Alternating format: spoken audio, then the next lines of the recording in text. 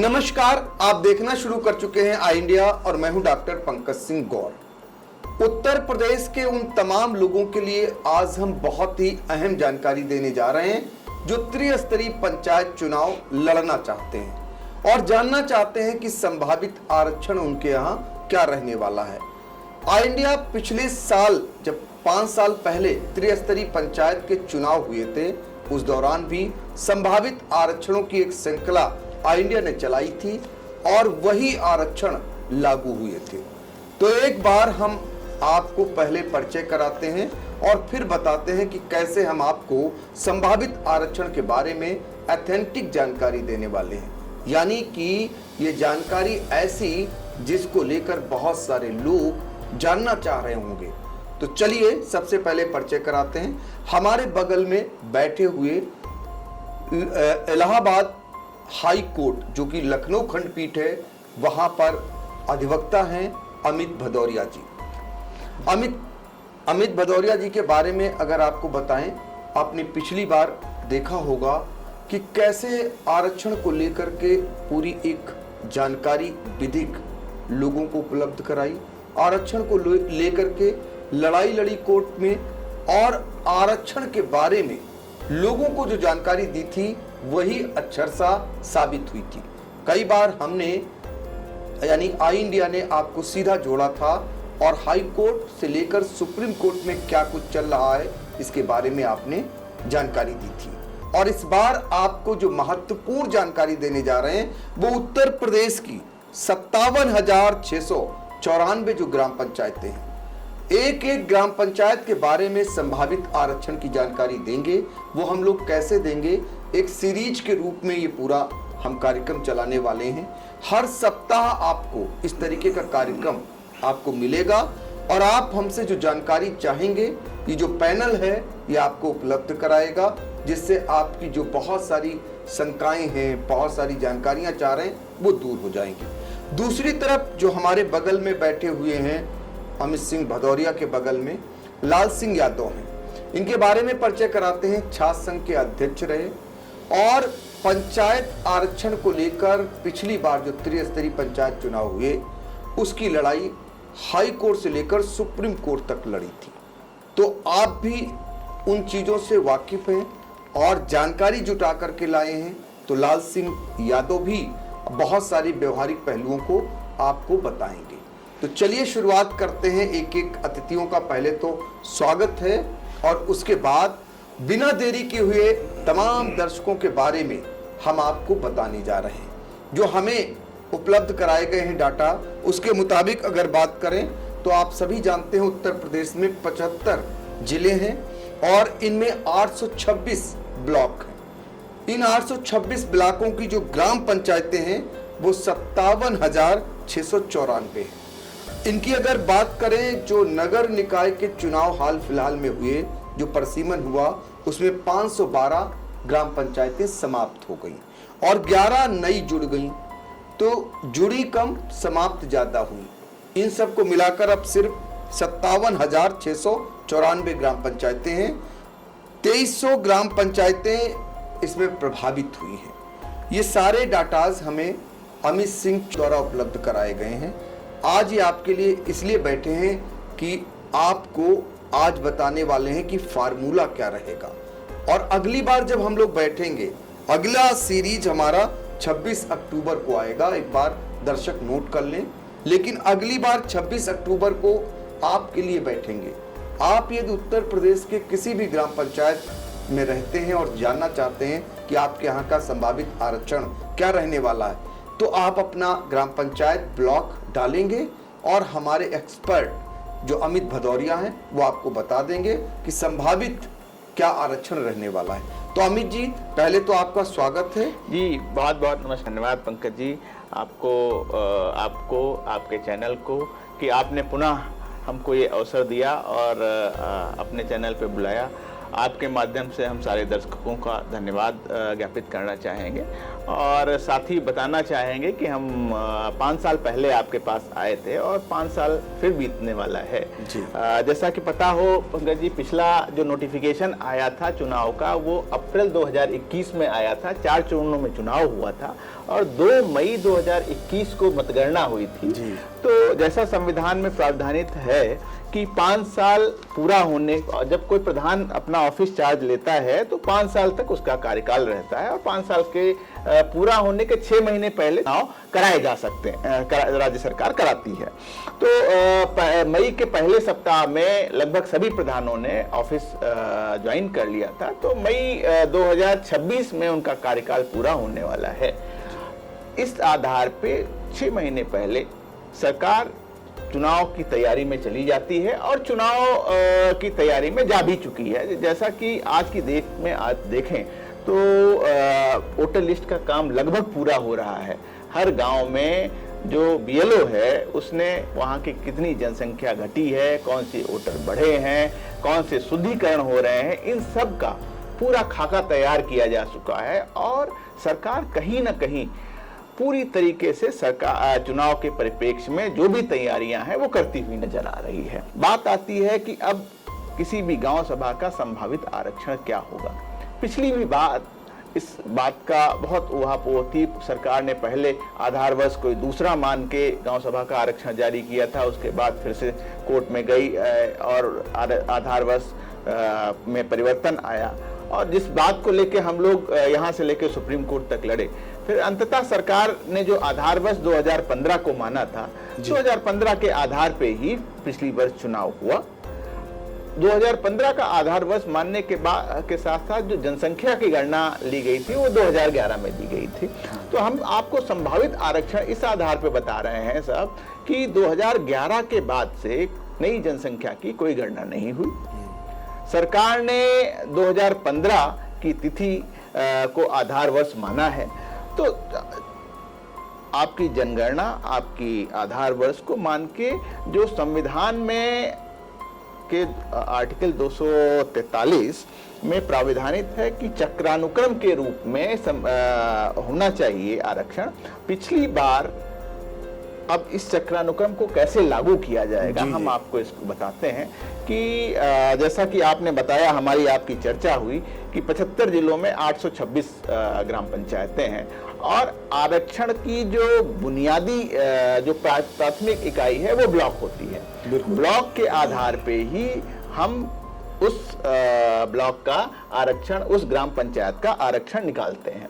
आप कमोबेश मान लीजिए कि एक ब्लॉक में 80 से लेके 100, 110 इस तरीके से ग्राम पंचायतें होती हैं। बिल्कुल। हम अगर एक इकाई के तौर पे मान लें कि अनुमानित किसी भी ग्राम पंचायत में 100 किसी भी ब्लॉक में 100 ग्राम पंचायतें हैं। 100 ग्राम पंचायतों में जो अब आरक्षण का क्या आधार होगा, जैसा कि है एसटी 0.56% उसका आरक्षण होगा, एससी का 22%, 20% जैसी कि वहां की जनसंख्या होगी उस आधार पे होगा और ओबीसी का जो है वो 27% आरक्षण होगा।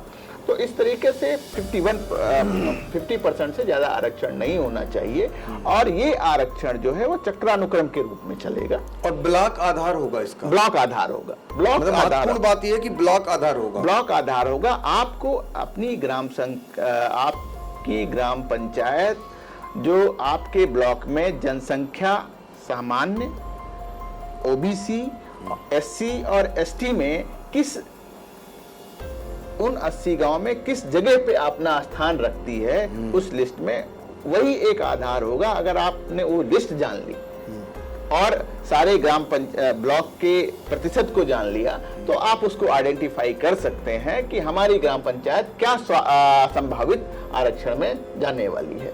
जैसा कि मैं आपको बता दूं, पिछले 5 साल में हमने ये काम किया कि हमने उत्तर प्रदेश के सारे ग्राम पंचायतों में किस ग्राम पंचायत में क्या आरक्षण है, क्या प्रतिशत है जनसंख्या का, वो डाटा कलेक्ट किया जो 2021 में सरकार ने जारी किया था, जिस आधार चूंकि और उस आधार पे हम आपको ये बता सकते हैं कि इस बार क्या संभावित आरक्षण आने वाला है। 50% जो है जो बता रहे हैं उससे ज्यादा आरक्षण नहीं होना चाहिए। और एक महत्वपूर्ण बात अमित सिंह भदौरिया बता रहे हैं कि चक्रानुक्रम के आधार पर यह आरक्षण होगा, जो ब्लॉक है वो आधार होगा, वहाँ की जो जनसंख्या है उस हिसाब से आरक्षण लागू होगा।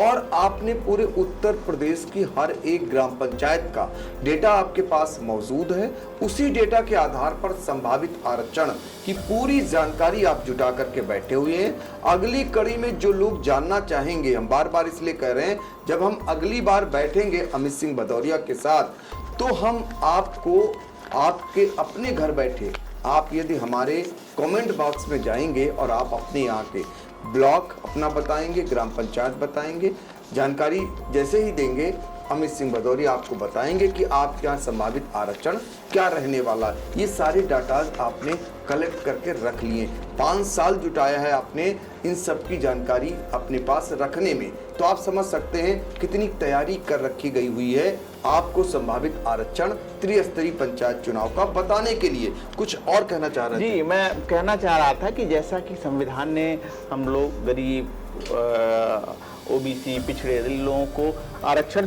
का जो प्राविधान कर रखा है, उनको आरक्षण कैसे मिलेगा, कहीं उनके आरक्षण के लिए कहीं कोई बाधा तो नहीं आ रही, जिसके लिए हम लोग पिछली बार भी लड़ाई लड़ रहे थे। इस बार भी हम उनको आरक्षण उचित आदमी को आरक्षण उचित ग्राम सभा में जाना चाहिए। हर किसी का जो संविधान के अनुच्छेद 243 डी में दिया गया है कि रिजर्वेशन प्रत्येक ग्राम सभा में आना चाहिए।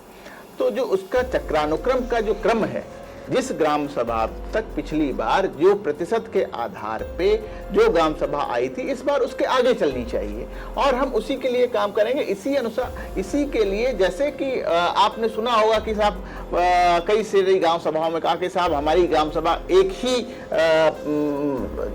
कोटे में चली आ रही है, कभी सामान्य ही रही, कभी ओबीसी हुई ही नहीं या कभी एससी हुई ही नहीं, या बहुत सारे लोग आपको ऐसा कहते मिल जाएंगे कि साहब हमारी ग्राम सभा तो हमेशा रिजर्व ही रही, कभी सामान्य नहीं हो पाई।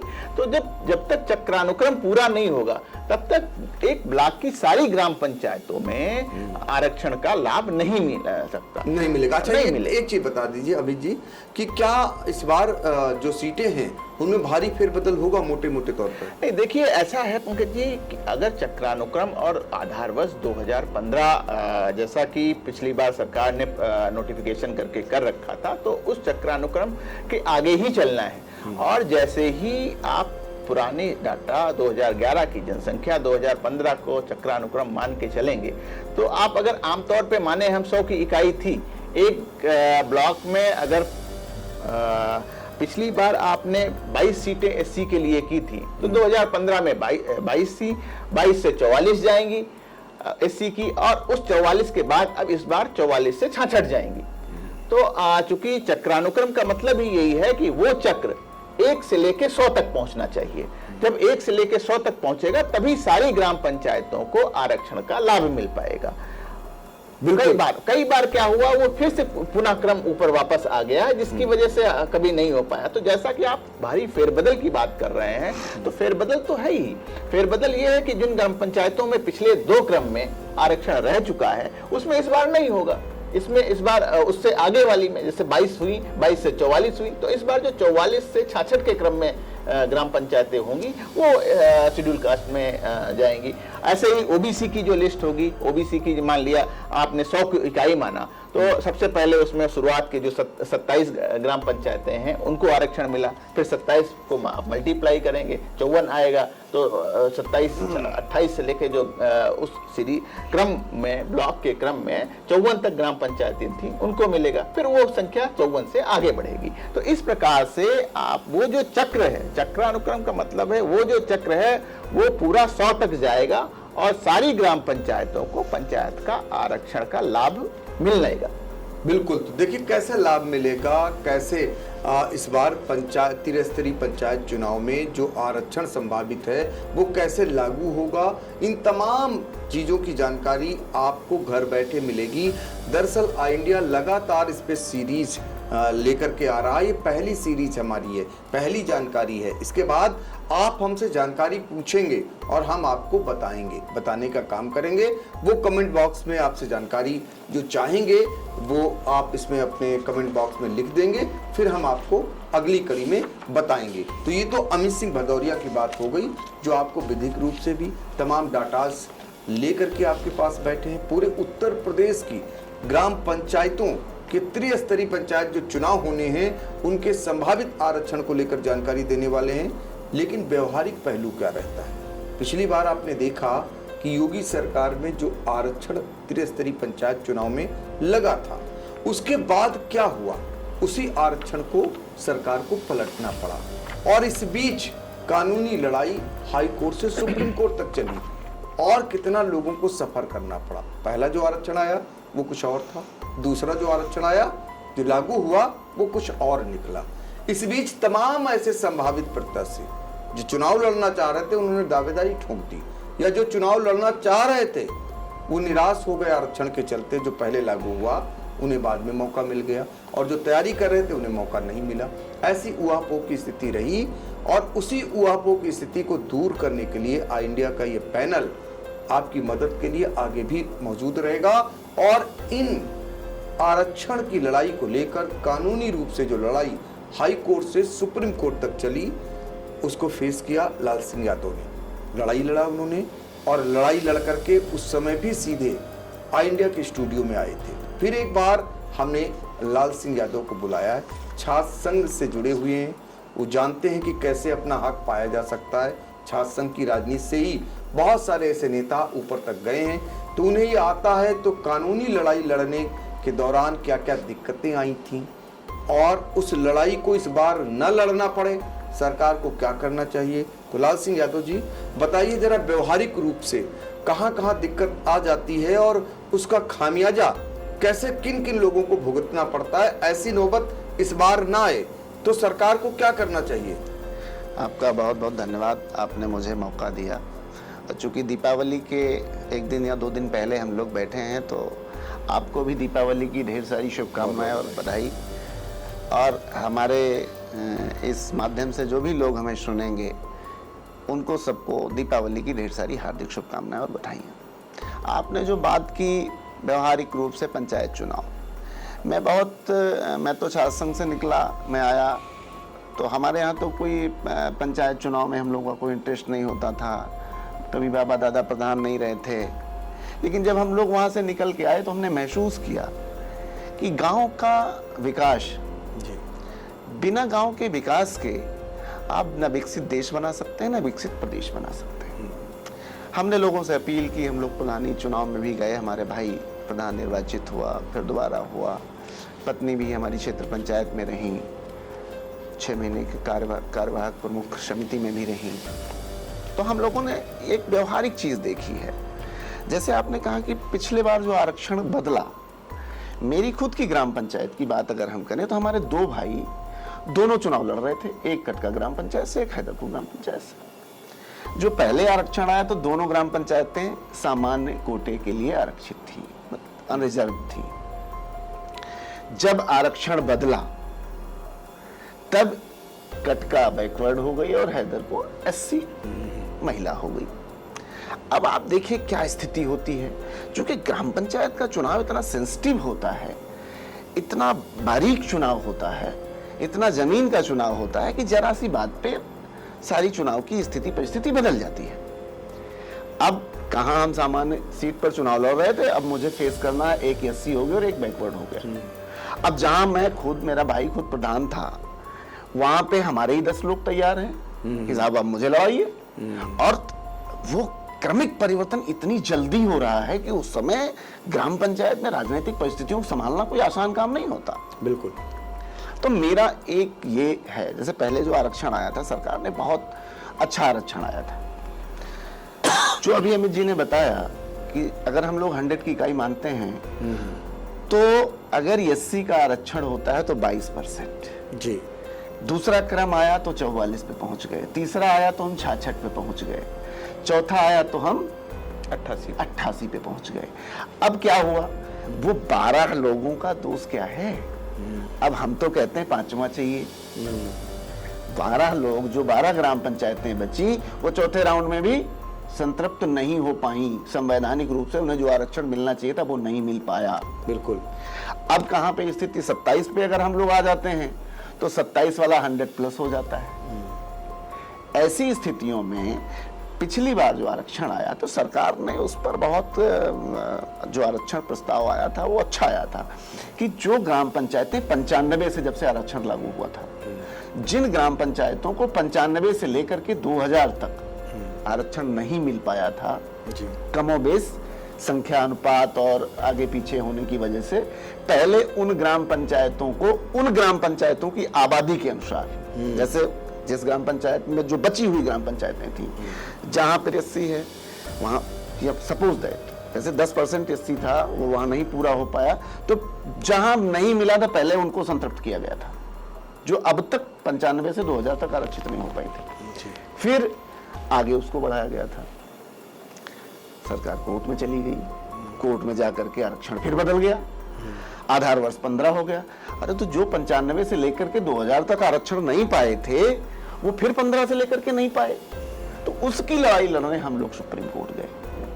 हमारा साथी दिलीप कुमार, उसको हम लोगों ने करके वो लड़ाई हम लोग सुप्रीम कोर्ट गए। हालांकि सुप्रीम कोर्ट ने, चूंकि समय इतना कम था, उस समय चीजें नहीं की जा सकती थी, तो आधार वर्ष सरकार माना और 15 पे चुनाव हुआ।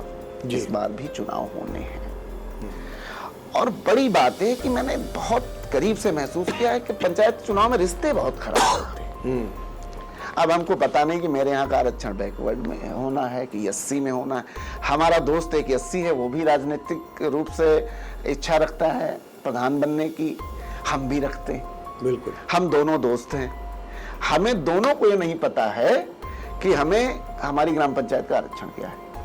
हम दोनों चुनाव नजदीक आते ही हम अपनी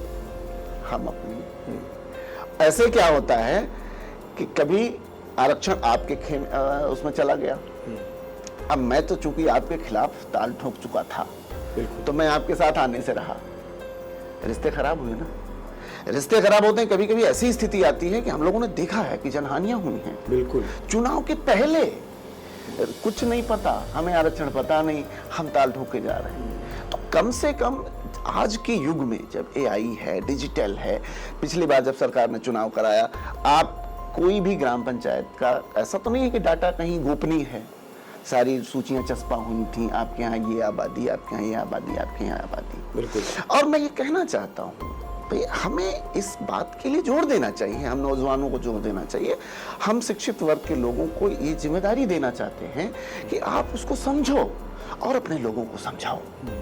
और चूंकि जब आरक्षण का क्रमवार आरक्षण की एक व्यवस्था है और उस व्यवस्था से ही आरक्षण होना है, तो मेरा ये सजेशन है पंचायत चुनाव के उम्मीदवारों को। बाकी लीगली जानकारी जी पता होना चाहिए कि पहले से संभावित आरक्षण क्या रहने वाला है, ताकि जो सामाजिक ताना बाना है ग्राम पंचायत वो बना रहे और अननेसेसरी एक दूसरे मतलब वहां पर टकराहट की नौबत ना आए, या व्यर्थ में समय ना जाए जो तैयारी करते हैं। तो इसीलिए तो ऑल इंडिया का पैनल ये एक्सपर्ट को लेकर के आया है। देखिए, जो चिंताएं आपके अंदर होंगी, वही उन्हीं चिंताओं को दूर करने के लिए ये एक्सपर्ट की टीम पूरे डाटा के साथ, यानी पूरे डेटा के साथ बैठी है, जो आपको अब लगातार बताएगी। हमने तय किया है कि अगली कड़ी में हम जैसे ही अगली से अगली कड़ी, फिर अगली कड़ी, हर रविवार को आप ऑल इंडिया का चैनल देखना न भूलें।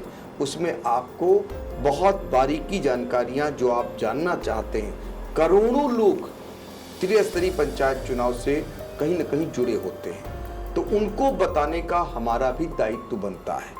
तो दायित्व जब बनता है तो ऐसे में हम उनको विश्वसनीयता के साथ बताएं, ताकि कहीं से भी फेक न्यूज ना बन सके, लोग दिग्भ्रमित ना हो सकें। इसीलिए ये पैनल हमने बुलाया है। और आज कुछ बताना चाह रहे हैं? जी बहुत जी, वही मैं आपसे कहना चाहता था कि आपका पैनल, आपने जो पैनल बुलाया है, इस पैनल में हम तीनों लोग हैं जो देश के तीन स्तंभ होते हैं, चाहे वो पत्रकारिता हो, चाहे वो न्याय का क्षेत्र हो, या फिर वो राजनीति का क्षेत्र हो। ये पैनल जो है हम लोगों का, और हम लोग हर स्तर पे मिलके जो हमारे लोग हैं को बताना चाहेंगे कि आपका आरक्षण क्या होने वाला है और आपको अपने आरक्षण के लिए कैसे लड़ाई लड़ना है।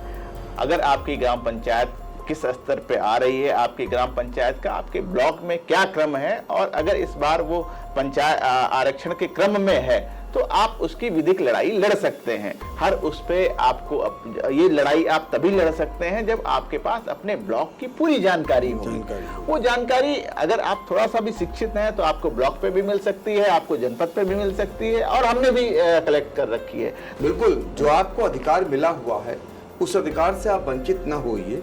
इसके लिए भी अगर लगता है कि कहीं गलत हुआ है तो अमित भदौरिया जो आपको विधिक सलाह भी देने के लिए तैयार हैं।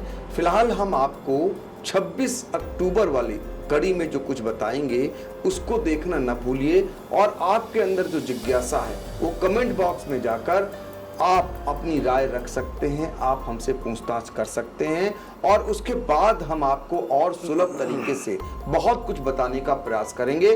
फिलहाल इस कड़ी को देखने के बाद कैसा लगा ये एपिसोड, जरूर कमेंट बॉक्स में जाकर आप अपनी राय रखिए, ताकि पता चले कि हमारी लोगों की अगर कोई कमी है तो उसको भी सुधार करें, और जो आपकी जिज्ञासा है, जिसको आप जानना चाह रहे हैं संभावित आरक्षण को लेकर, वो भी हम लोगों को पता चल सके कि हम लोग आपके लिए और क्या बेहतर कर सकते हैं।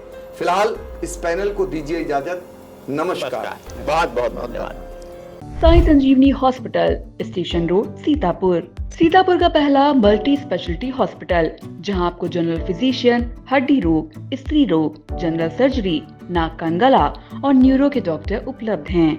साई संजीवनी में आयुष्मान कार्ड धारकों का मुफ्त इलाज और टीपीए कार्ड धारकों के लिए कैशलेस सुविधा उपलब्ध की गई है। हॉस्पिटल में आईसीयू, वेंटिलेटर, बाईपैप व डायलिसिस की सुविधा भी उपलब्ध है। Sai Sanjivani hospital, station road, Sitapur.